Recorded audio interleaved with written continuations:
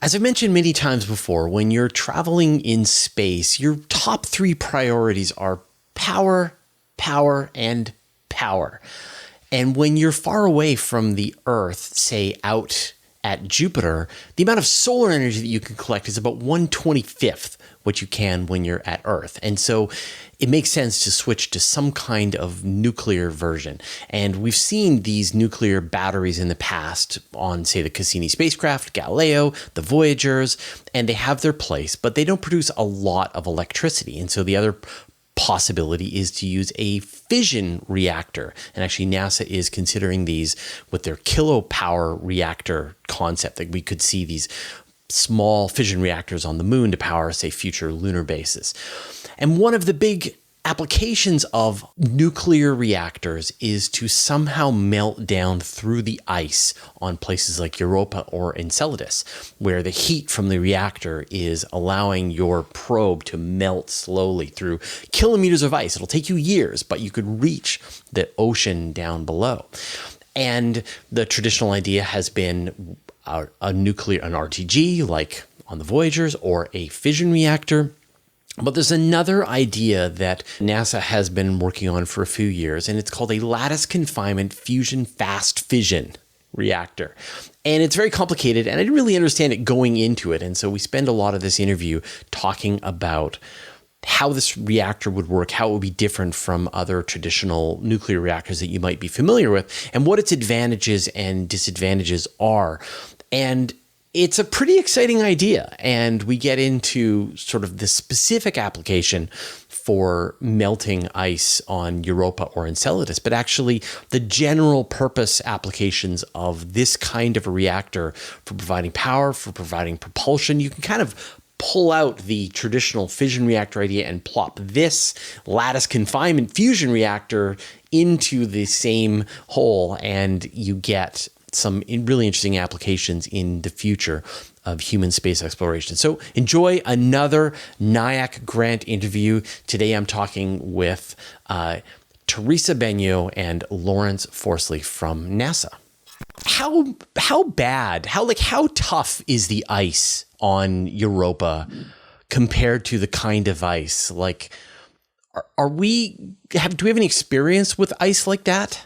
We've drilled through about 2 miles of ice in Greenland and in Antarctica, and the ice in Europa and Enceladus is nothing like it. It's as much as 20 to 30 miles thick. It's got vacuum and cryogenic temperatures, hundreds of degrees below zero on the surface, and presumably the water 30 miles down is liquid. So we have no experience with this. Does the lower gravity have any change in the consistency of the ice itself? Undoubtedly. Again, we have no experience with that either. Yeah. All right. And I mean, we've been also excited about the possibility of finding life on Europa. It's the most kind of Earth-like place there is once you get to the liquid water. But the big question is, how do you get through tens of kilometers of ice to reach the water down below? Theresa, can you talk about like some of the methods that have been proposed so far? Right. I mean, the first thing that comes to mind is, melt the ice, apply heat to it, make it water so you can flow through it. That may be, good to start with, but at these temperatures, it could be that, you don't melt it enough, or not enough gets melted and you're stuck.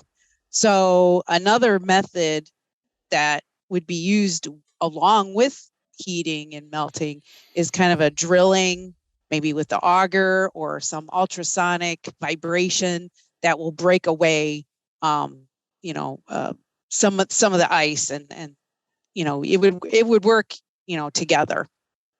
And we've discussed this several times on the channel and definitely in print on Universe Today, I guess digital print. And the traditional idea is you have some nuclear reactor sitting like an RTG, like the kind of thing you have on Curiosity, or maybe something beefier that is just melting slowly, and then the ice is freezing behind. So where did the idea of this fusion lattice idea come from? Yeah, some of the work that we did at the Navy in San Diego, then SPAWAR, now NIAC, we did experiments and we found that we could actually load a nuclear fuel, in this case, actually it's deuterium, and we could actually induce nuclear reactions. And we picked this work up over at NASA, replicated many of the results, and then continued on with a set of papers that Theresa is also one of the co-authors on, published in PhysRevC. And I mean, we're sort of a few weeks after the announcement of ignition at the National Ignition Laboratory. And of course, folks in Europe are working on the ITER fusion, and tokamak reactors and various fusion facilities have been in operation. They haven't necessarily been wonderful power generating systems yet.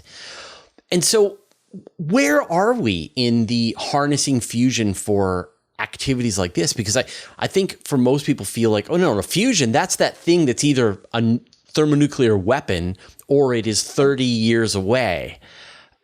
But you're talking about practical applications of fusion today. So where are we at with fusion?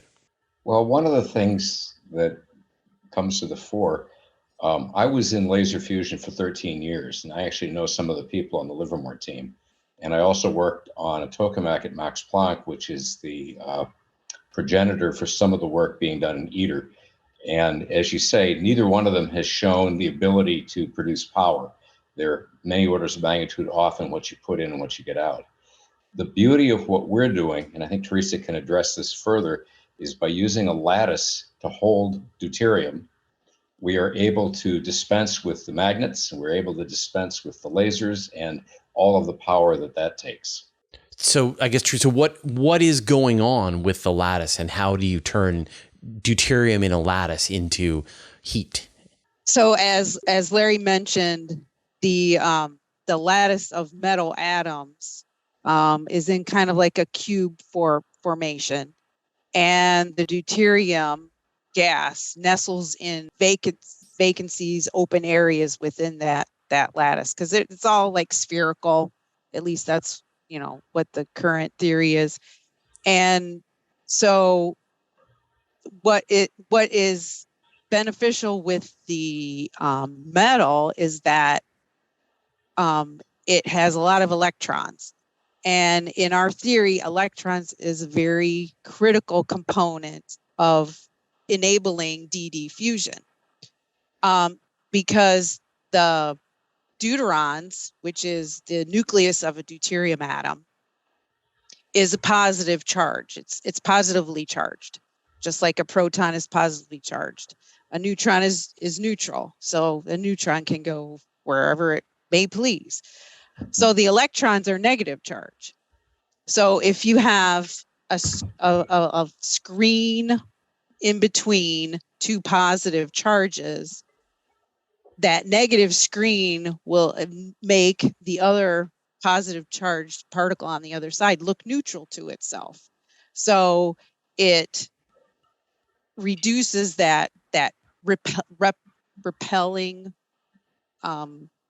action that it wants to take with two positive charges. And so normally you've got the situation where you've got these positive ions are attempting to push away from each other, but because you've got them trapped in this lattice, they can't go anywhere, and so they're stuck in this shape this prison that you've created for it. Basically, yes. There's one other aspect that's crucial to this. The electron screening gives rise to what we call a cold plasma, and that's not our term. That's actually from the physics literature. And it turns out the electron screening gives you the equivalent of up to 4,000 electron volts of equivalent energy. Well, 4 keV is 44 million degrees. So by using this technique without using the magnets, but because everyone's in close proximity, as Theresa points out, you have now overcome the barrier, and you're now on the way to inducing the fusion reactions. But I'm guessing, like, at the ends of this lattice, it's at a certain point there's nobody to put to the right or to the left of the lattice. Like at a certain point, you reach the, the end of the line. So how do you work with that? Well, one of the things you can do is you can keep this in a pressurized system, pressurized gas, or you can use a liquid metal so that you always are in fact bathed in the nuclear fuel, which is deuterium, which is not even radioactive. So then how is this fusion? I mean, I'm sort of imagining these deuterium atoms that are in this lattice. They are jostling around, pushing against each other, but they're staying in place. Where does this, and you mentioned there's like a whole bunch of, essentially, there's 4 MeV, you said, coming off of these atoms. How do you turn this in? Like, where does the fusion part, how do you bring them together? Yeah. So another aspect of this is a trigger. There's a triggering mechanism, and there's various ways to do that. In our PhysRevC journal papers, we documented the experiments that we did that used a gamma beam to focus on this deuterated metal lattice. And so what that gamma beam did was impart kinetic energy into that lattice, and in some cases would break apart some of the deuterons into a proton and its neutron at a certain energy that can happen. So that kinetic energy that broke apart that deuteron, so now you have energy that's imparted onto the proton and the neutron. Well, like I said before, the neutron's neutral, so it can travel anywhere it wants to. So in our experiment, we believe that highly kinetic energy neutron's moving around, and it imparts some of its kinetic energy onto a deuteron that's resting in the lattice. So that one then starts moving, and then with that electron screening, will fuse into a deuteron that's at rest in somewhere else in the lattice. So it feels a bit like a thermonuclear explosion, but in slow motion. Larry, I guess so. What do you? I wouldn't call it an I don't know. explosion. Yeah. A thermonuclear reaction. Like it just, like I think about like that, using this cascade of hydrogen or, deuterium or tritium coming together releases a tremendous amount of energy. And you're doing this, but it sounds like, with all of the lattice and all of the shenanigans that the atoms have to get to each other, it slows the whole process down. And so you don't get an explosion, you get a release of heat. So there's a couple ways of thinking about this. The way hot fusion research has been done, as opposed to using a cold plasma, I liken to karate. You hit things as hard as you can, hope for the best. Yeah. What we're doing is more like judo or aikido, where we use our opponent's strength, in this case, the lattice, to not only hold things together, but to promote the ability of these particles to fuse. And the other part that's very important is there's a limit on how many particles per cubic centimeter you can have with a tokamak. It's a big number, it's 10 to the 14, but solid matter is 10 to the 23. That's 23 zeros.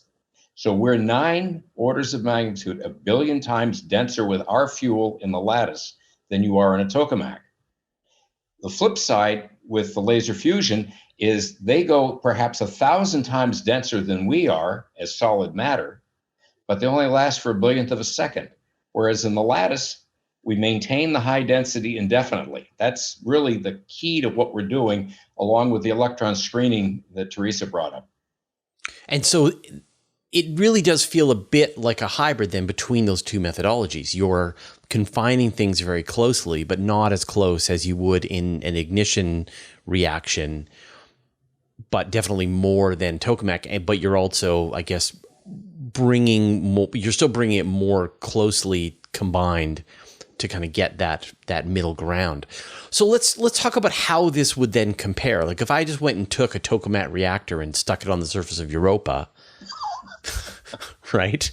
Or the Livermore Labs ignition facility and just place it out on Europa and just let it go to work, slowly melting its way down through the world.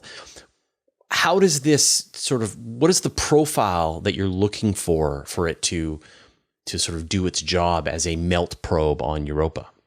I mean, I understand this is what the NIAC grant might be. The NIAC grant might be for this purpose, right? Like you're going to now spend 9 months figuring out. I mean, like, I guess I'm just imagining, what would the thing look like? What would the device look like? You know, I'm imagining ITER, and I'm imagining, the Lawrence Livermore facility. Oh, well, yeah, I guess maybe we'll probably talk about the hybrid fusion fission aspect of this robot and its power supply, right, Larry? Is that what? That sounds good. Yeah. And in comparison to the size of ITER or NIF. Yeah. Oh, yeah. And buildings, parking lots, everything. Yeah. Because we believe that lattice confinement fusion alone wouldn't give you the necessary heat that would be needed to operate this robotic probe. So we're taking the best of each, the best of fusion, the best of fission, and combining it together. The fission would enable us to get a lot more heat out, but using non-fissile material, you need a different way to start it out. Or actually, we're using the non-fissile material as an advantage for less safety and less cost. But you can fission that material with neutrons that come from the lattice confinement fusion DD reactions. So the energy of those neutrons will enable the fission in the non-fissile material. Right. But I'm imagining this block of metal that is your lattice, and it is of a certain size that is somewhere smaller than ITER.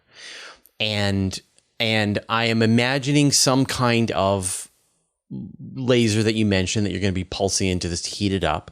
Again, probably smaller than the ignition facility. So what is this thing going to look like? The whole machine that is now plopped on the surface of Europa.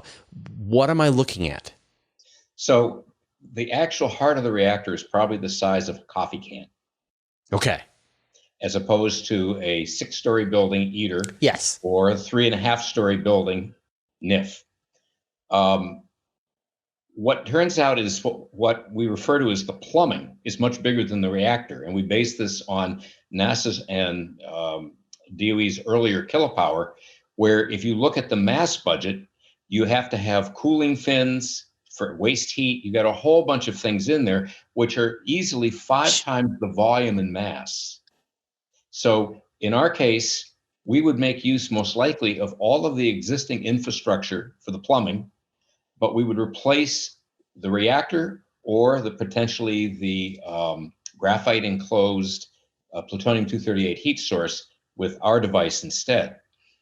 There are some other interesting things too.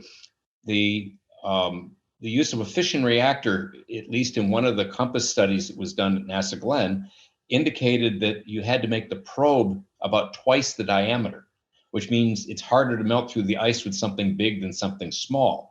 So they have a power budget of 43 kilowatts thermal. However, if you use the plutonium-238, you only need about 12 kilowatts because it's a much smaller device. So we're trying to look where we might fall between those two. But I think a good estimate is the reactor core itself is probably the size of a coffee can. Right. And I know that the profile of the melt probe itself dramatically changes the length of time that your journey is going to take. If the cross section of the probe is one size, maybe it only takes you a couple of years. But if the probe is larger and maybe has lots of cool little submarines inside and other devices that you need, maybe it's going to be bigger, and then maybe it's going to take you 5 years to get down through the ice. Depending, really the speed that you can travel is limited by the cross section of your device. And I have, we've covered the kilopower, and so for example, if I recall, you're looking at 200 kilowatts ish for these fission reactors that NASA is looking at? Well, the study that was done for a particular probe design, it's not all inclusive and we don't know a lot of the details, was only 43 kilowatts, which would be the equivalent of essentially 4 kilopower reactors or a larger reactor. Right. Okay. Yeah. So they're right, more like 10 kilowatts. Right. And so you would have, and so this system you're hoping would deliver about, you say what, about 40 kilowatts of power? I think somewhere under 100. Well, most of it, if it's going to melt, you don't want to, you just want to melt. But you've got a power budget to run the device and to run the instrumentation. So you could conceivably use an advanced Stirling engine, which will get you perhaps 20 to 25% conversion efficiency, which means you produce electricity. But again, whenever you produce electricity and you use the electricity, you're still producing heat. So it's not like you've lost heat for electricity. Right. The waste heat is exactly what you were hoping for. Exactly. Right. Yeah. And so then what's the lifetime? Like, you've got this coffee can sized fuel source, the reactor. How long will this let you operate for? Well, as long as you have the deuterium there as your fuel, almost indefinitely. We haven't done a lot of scale up studies yet, although this would enable us to work that aspect of the technology a little bit more. But yeah, so we don't have a definite answer right now. I mean, it's nobody is going to come to refuel it. It's 10 kilometers under the ice. The borehole has frozen solid again.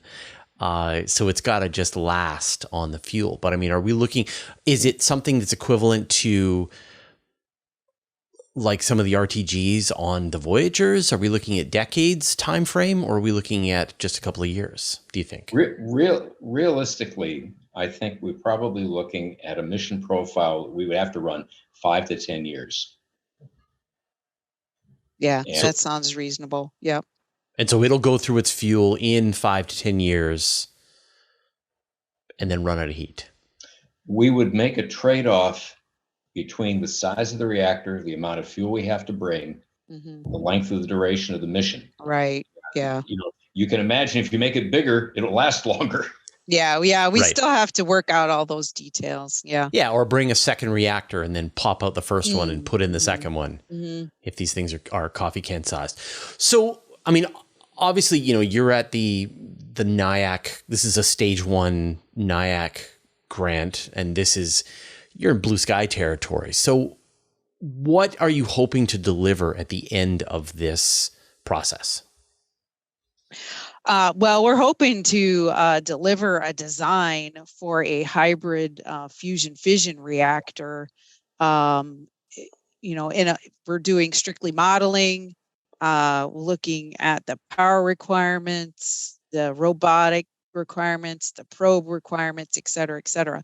So, but at the end, we'd like to have a design for the reactor and the probe itself, and then hopefully go on to phase 2 and actually do some experiments with our design and keep building things up. Is anybody else working with this kind of a design or for other applications that aren't just melting through kilometers of ice on Europa? This has been looked at a number of times. The original decadal survey from 10 years ago pointed out that getting to icy worlds and getting to the ocean beneath that we suspect is there first focused on Europa. The latest one that came out caused us to look at Enceladus around Saturn. In both cases, a number of groups, and I think perhaps the NASA Glenn group, the furthest, have looked at the power requirements and all of the other issues, communications and everything else. But all of them come down to the same problem. How do you get through the ice? And having gotten through the ice, how do you tell the surface that you did it? Right, right. And we've covered profiles of that in the past. Like you're spooling out some kind of wire behind you in the water as you're melting down, and then it freezes inside, and so you've got to tether back to the surface. And it seems tough, but as long as you're careful, you can have a fairly thin cable that you're running back up to the surface. So what do you think are the big technical challenges, the big risks in moving forward with this idea? Well, the power supply, however it's done, is probably the primary one. And then there's all of the secondary ones that you mentioned. For example, if you do lay a cable down, you run the very high probability risk that the ice will shift under the tidal influences of either Jupiter or Saturn, and it'll shear your cable. And then the other problem is that if you look at the absorption characteristics for radio frequency through ice, it's not very good. Right. Yeah. Yeah. You've got like a couple of meters, and then that's it. Now, you're talking about this idea as because it can bring a lot of heat to the roll for being able to melt down. But do you see this idea as a more general purpose power system? Because, the big problem in exploring the outer solar system is, your top three challenges are power, power, and power. Do you think this has applications not enclosed in ice? Yes. Yeah. Oh, yes, most definitely. We could use it as a power source for a lunar base.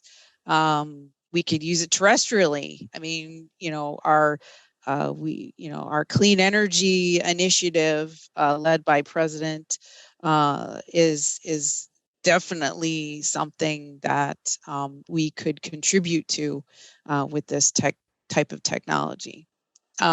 We could also use this for propulsion purposes as well. How? Can you explain that? I'm going to defer that one to Larry. Sure. On the propulsion. So, right now there's an effort going on between NASA, DARPA, and DOE looking at nuclear thermal propulsion. So the idea is you get twice what we refer to as impulse seconds, maybe 3 times over chemical rockets, because you can heat fuel and throw it out the back end of the rocket at a higher velocity. There's another one, which is nuclear electric propulsion, and we currently use this as solar electric propulsion on a variety of spacecraft that are exploring more or less out as far as Jupiter. But if you want to go much further, or you want to go much faster, you're now trading off the size of the solar panels. On Juno, I think they're 60 feet across because there's not much sunlight out there. So if you can have a compact nuclear source, you can use that to essentially electrify grids and send xenon or mercury out the back end of the spacecraft. Yeah, and I know that one of the other NASA grants is for this bimodal nuclear plant where you've got the thermal propulsion from some kind of fission reactor that's using, say, hydrogen as a propellant, and then you match that with the electricity that's being generated by the reactor and use that to power your electric propulsion system. And so you have the two going side by side. And so are you saying that you could pull out the fission reactor and plop in this lattice confinement fusion fast? But hold on, lattice. Fission. Yes. We need to catch your name. But anyway, this lattice confinement system, and have it perform roughly the same function as the fission reactor that it was using before. Actually, I can give you a name for it. When we began developing this with the Navy, we referred to it as Genie. Genie for green nuclear energy. Okay. A Genie reactor. I like that. That's Genie cool. reactor. Okay. Yeah. All right. We'll see if we can make that stick. But then I guess what are the possible implications? Like, I think we all have in our mind that the risks associated with putting a blob of plutonium onto a spacecraft and launching it into space. I mean, obviously this happens with the RTGs that are on Cassini and Galileo and the Voyagers and Perseverance, and they go on and on. Yep. So we've done this before, and so I know that the risks are very low in that. But I think there's I think a good rule is send as few kilograms of plutonium into orbit as possible. So what are the implications that if you're able to sort of switch over to this? I mean, well, your launch cost and safety will be much less. Because what we're envisioning, and we've already demonstrated, is we've been able to fission depleted uranium, natural uranium, and thorium. So these have very low radioactivity, and so none of the proliferation concerns of launching, for example, enriched uranium would exist. And what about the manufacturing bottlenecks? We've used uranium wire in the past. Right. I know that there is only so much of the really enriched plutonium available. There's only so many centrifuges that are producing this kind of stuff. And so are the kinds of materials that you would be using more readily available than those more highly enriched sources? We're using the starting stock that they enrich. We have no enrichment. We're using uranium as it comes out of the ground and turned into a metallic form. Right. Okay. So something that's a lot easier to get your hands on. And so then you wouldn't really be constrained by the amount of these kinds of reactors that you could send into space. I think that's true. And there's another advantage too. Both thorium and uranium are present on the moon, and they're likely present on Mars as well. You can't imagine building huge centrifuges to enrich uranium to run power systems on either. On the other hand, if you can get the uranium out of the ground and concentrate it without enriching it, you have a much easier way of building your fuel stocks in situ. And there theoretically are going to be asteroids out there that have chunks of uranium in them that you could harvest. I don't know about chunks. It'll be distributed to parts per million. I'm not saying it's going to be easy to find it. Right. Yeah, of course.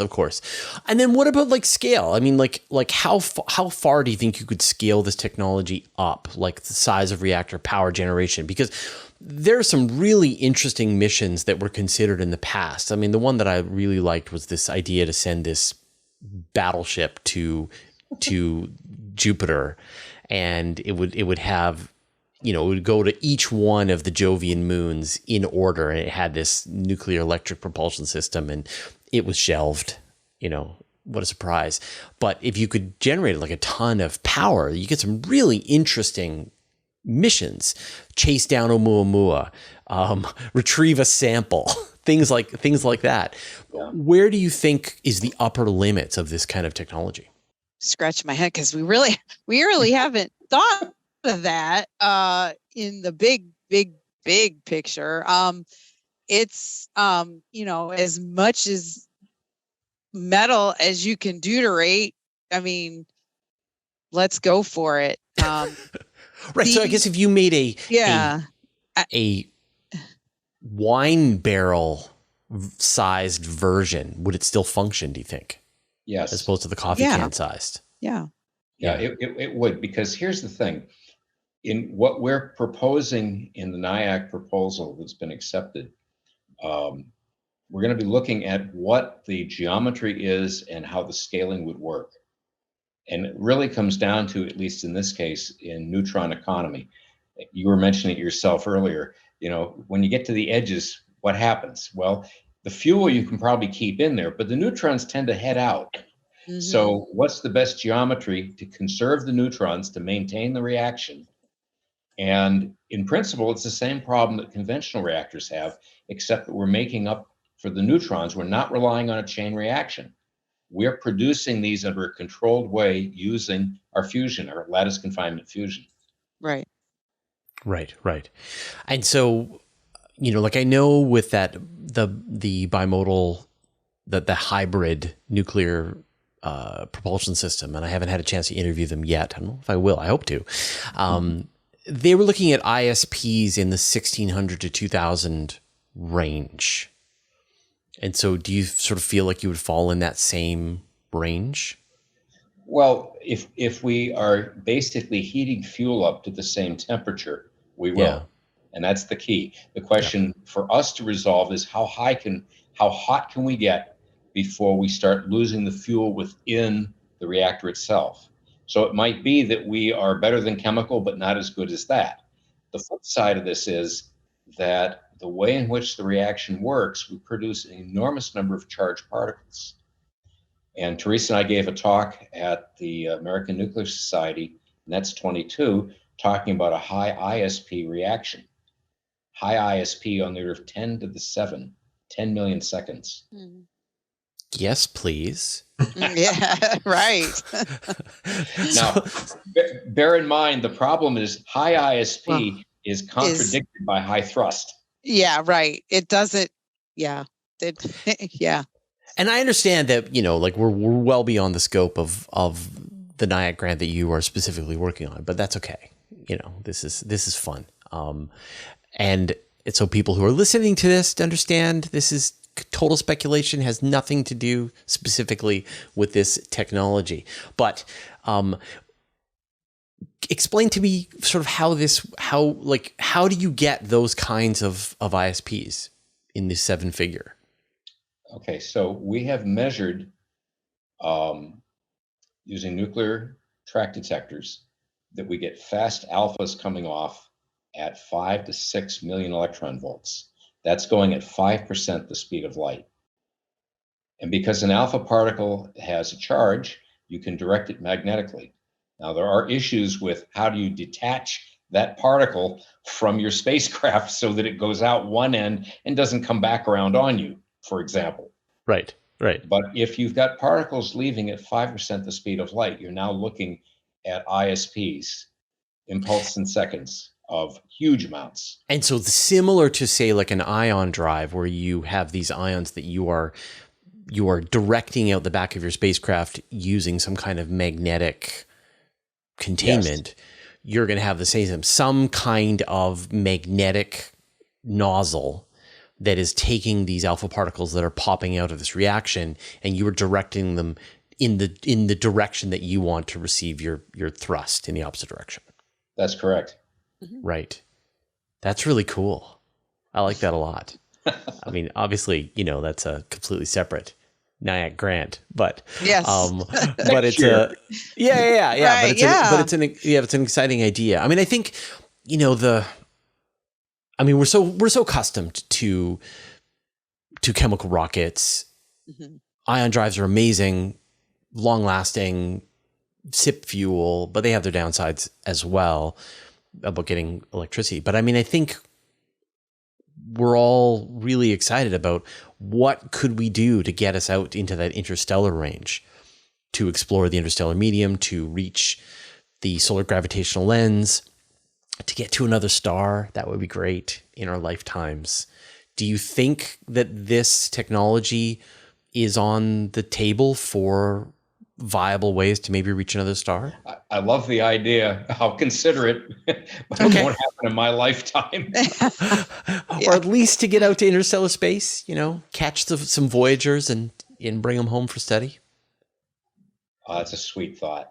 Yeah, wouldn't that be amazing? No, I'll just say probably they're going to be hard to find in a year or two because their battery is just about dead. Yeah, I know. It's heartbreaking to think. I mean, like my entire life, like I was born just a few years before the Voyagers launched, and they're sort of like they're the spacecraft that I think that I know or has been present with me for most of my kind of conscious life. I remember them doing the flybys of Jupiter and Saturn, and I remember I was in high school when they went past Uranus and Neptune, and still we report on them sending signals home. So it's amazing, and that's the thing with NASA. We design things such that we over design, but and we're like, okay, this is how long our mission goes, but then the capabilities that we build with the whole instrumentation, we enable ourselves to really have these missions last much longer. Look at some of the Mars rovers and all that. I mean, it's just incredible. Yeah, I think in some cases it must feel a bit like adopting a parrot or a turtle. Like if you're going to be the principal investigator of a mission, yeah, exactly. Just remember that this might be what you retire from. Yeah, but look at the return on investment that we're getting. as far as data, many years more of data than originally planned. So it really is a great thing. Yeah, yeah. So, Theresa and Larry, what is the next step then? What can people expect as you now work on your NIAC proposal, NIAC grant, I guess? Yeah, I'm excited to get a design established for this hybrid fusion fission reactor. I'm very excited to investigate the different configurations that we're looking at with depleted uranium, natural uranium, thorium, and just excited about the studies. What's the geometry, get the requirements for the mission established where we can really go forward and make this more real.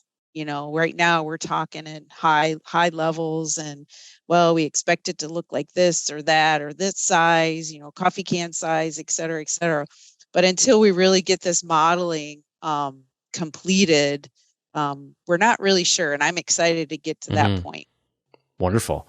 Well, both of you, thank you so much for taking the time to chat with me today. And I am definitely looking forward to what comes out. Like, I really want to see what's under the ice on Europa and Enceladus. So anyone who can help get us closer to that, I'm excited about this. So thank you so much for taking the time to talk with me today.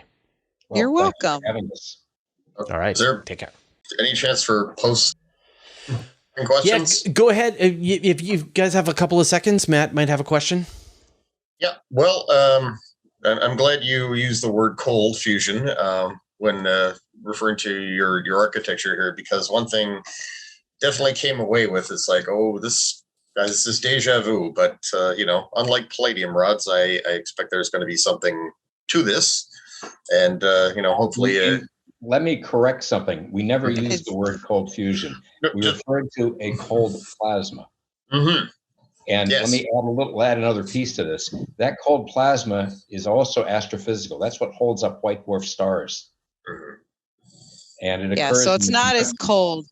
Unfortunately, cold is a misnomer with all of this, because nothing really is ever cold. The thing with lattice confinement fusion is that we're globally at a room temperature or close to that.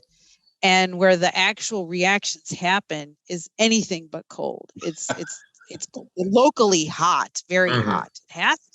It has to be. So anyway, sorry for the confusion there. No, it's just I wanted to else. I wanted to relay the kind of excitement that it triggered, not just with me, but with readers. In fact, I got a friend who's waiting on the recording of this interview because he's quite rather giddy to find out, oh my God, is this happening? How close are they? What do they need? And now, one thing that for me that I came away with much sooner was the issue of planetary protection. There are concerns, are there not, that if we bore through the ice sheet on Europa or any other ocean worlds, we risk contamination. So I assume there's, protocols in place for that, right? Well, yeah, and that's one of the advantages of our system, is that we don't have the typical radioactive byproducts as a typical fission reactor would have. So we would be able to, protect the biomaterials that we encounter once we bore through that ice crust. Right. So you're not giving off high energy particles at the same concentrations as other proposals might. That's correct. Yeah. Some of the work that we've done indicates that when we do this fusion fast fission of uranium or thorium, we end up not so much with a bimodal distribution, having two peaks. We sort of fragment it, and we end up with a lot of, I'll say, the neutron-rich daughters coming off, but they have very short half-lives, and they emit basically beta rays, electrons. So the shielding requirement should be far less for what we're doing. And if humans are on the spaceship together with their reactor, they can be a little closer than possibly other types of fusion reactors that have been proposed. I sure hope so. Yeah. At least be on the same spaceship with your propulsion system would be helpful. Yeah. Yes. So another question there. Beyond Europa, what kind of missions do you really fantasize about? Right? It's like this kind of this technology could power missions to where? Oh, well, Go. my dream is to have Lattice Confinement Fusion Fission Reactor on the moon, with building the lunar base. That's my dream. Right. To have it power the lunar base. Yep. Yeah. How about a Titan submarine? Exploring those methane lakes. Sure. I mean, I'm all for it. Yeah. I mean, there too. We don't want to contaminate the methane waters. What was the other thing? Oh yeah. So this year, this is going a little bit beyond you guys there, but it goes to NIAC 2023. There's a lot of nuclear proposals there on the table, and they are exactly this. They are propulsion, they are power, they are, in your case, ice melting device.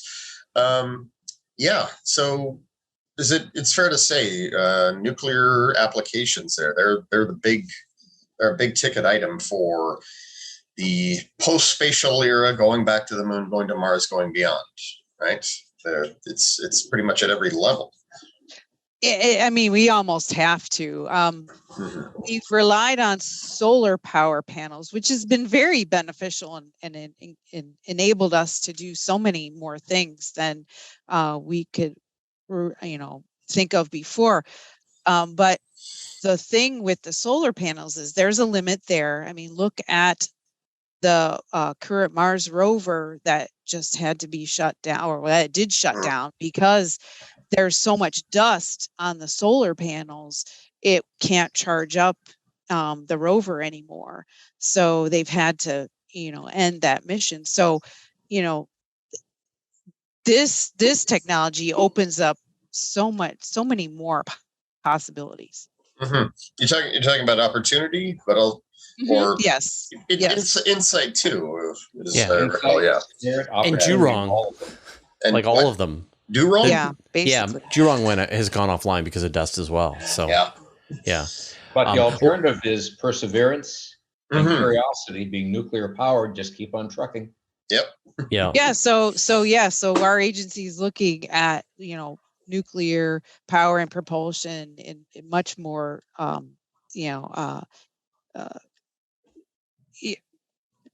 much more detail? of a sense. More detail. More concentrated. More concentration. More applications. It feels like the stigmas have been lifted a bit from nuclear at this point. Yeah. And I think people are considering these applications. And many of these ideas are like back in the 60s, right? There were tests of these nuclear thermal propulsion systems back in like the 70s. Like Nerva rocket. All that I mean, the ideas have been around for a long time. They've been proven to work, but they just have environmental concerns from people. Well, Larry and Theresa there, Jimmy too, if you can hear me there, if you're so willing, you've actually, while we were talking there, I got inspired to do a podcast episode about nuclear propulsion. Not just nuclear propulsion, but let's say like nuclear technology for space. Would you guys be interested in doing another chat like this for the sake of that? I would certainly be. Yeah. Okay. Great. Sure.